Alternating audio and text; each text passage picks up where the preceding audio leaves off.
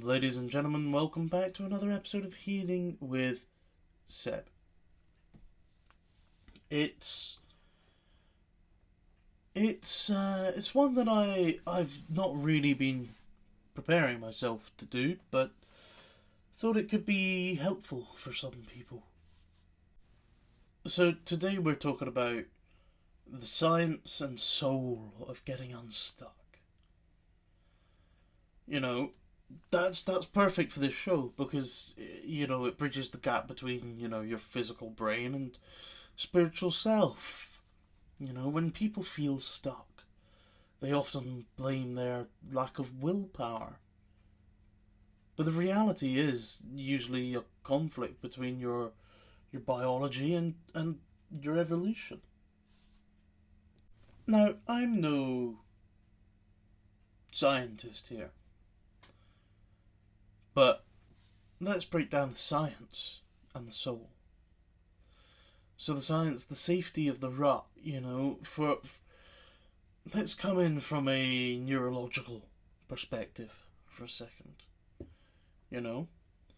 Being stuck is actually a survival mechanism. Let's split it to the comfort of the familiar, right?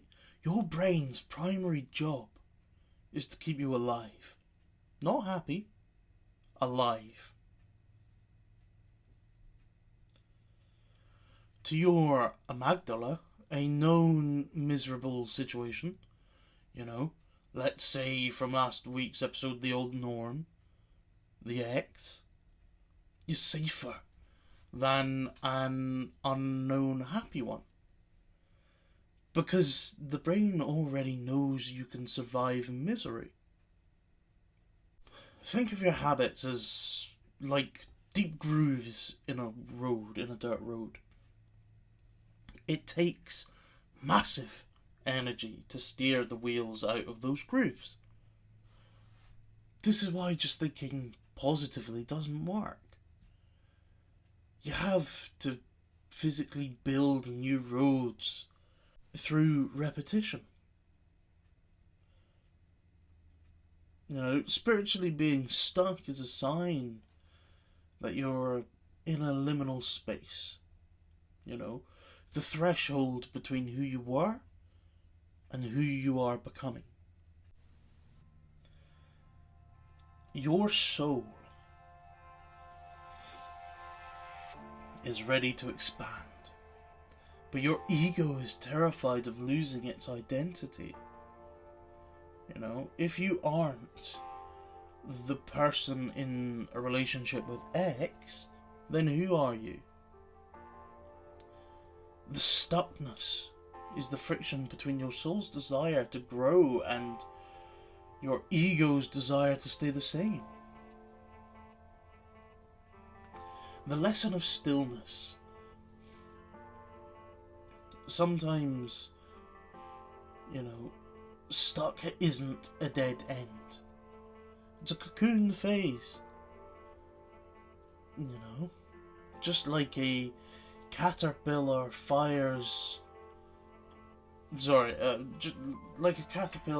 liquefies before becoming a butterfly. Your old life has to melt before the new one can form. How to bridge the two? How to unstick? Here's a two-step process. The scientific move, pattern interruption. Just change one tiny, unrelated or physical habit. Brush your teeth with the other hand. Take a new route to work. Sit in a different chair. This shocks the brain out of autopilot and moves to the nervous system. That change is safe. It proves that. And your spiritual move, your re-identification, stop saying that you're stuck, which is an identity in itself, and start saying that you're currently experiencing a transition. that shifts the perspective from being trapped in a room to walking through a hallway.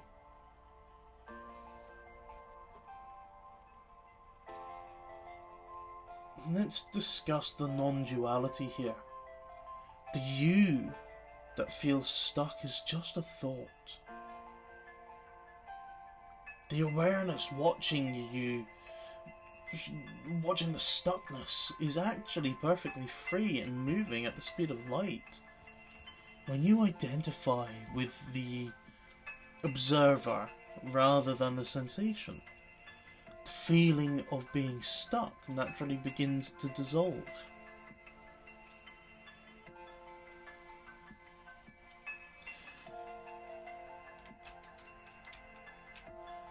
It's hard to talk about at points because it's a new motion to me.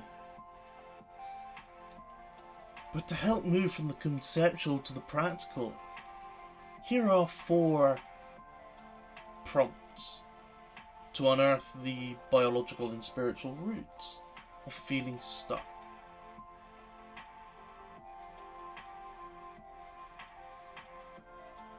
The safety audit, the science. So here's a prompt. Now, this is for you to start journaling. If you were to study... fucking read it wrong. My notes, I apologise. If you were to suddenly get unstuck and move forward today, what is the one thing that you are most afraid would happen? What is the secret benefit or comfort that you get by staying exactly where you are? Now, why it works? It forces your brain to stop seeing stuckness as a failure and start seeing it as a shield. It identifies the fear. For example, if I move on, I have to face being alone. Take a moment for that.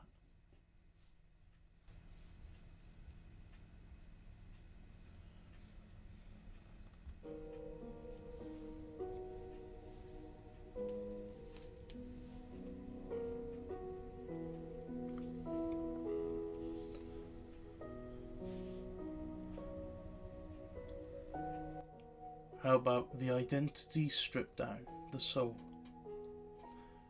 Here's your prompt.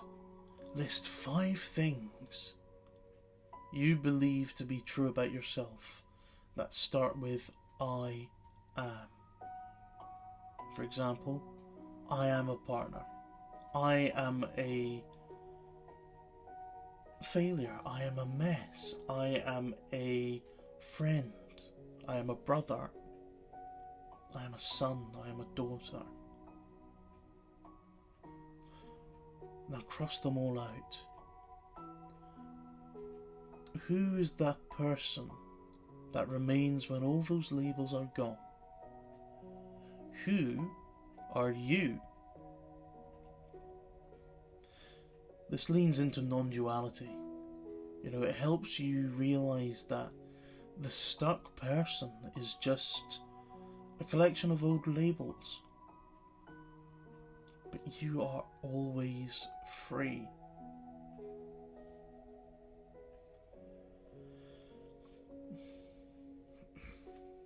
Here's another prompt. Okay, we're moving on to decoupling the future here. Write down one specific future plan that you lost. Buying a house or a flat with X. Or going on holiday to wherever. Now, describe the feeling that plan gave you. For example, security or belonging or happiness and joy. Now, how can you provide that same feeling for yourself in a completely different way this month?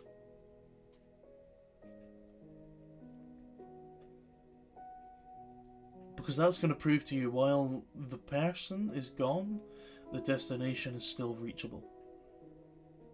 Puts the power back in your hands.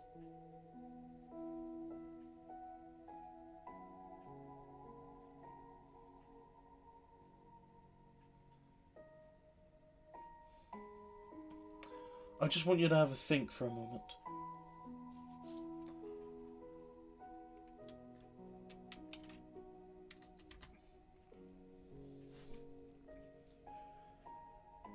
Now, as we close today's episode, I want you to take a deep breath and let this truth land in your body. Okay? In and out. I am not the story that ended. I am the space in which the new story begins. My future is not a destination that I've lost. It is a presence I am creating, one breath at a time.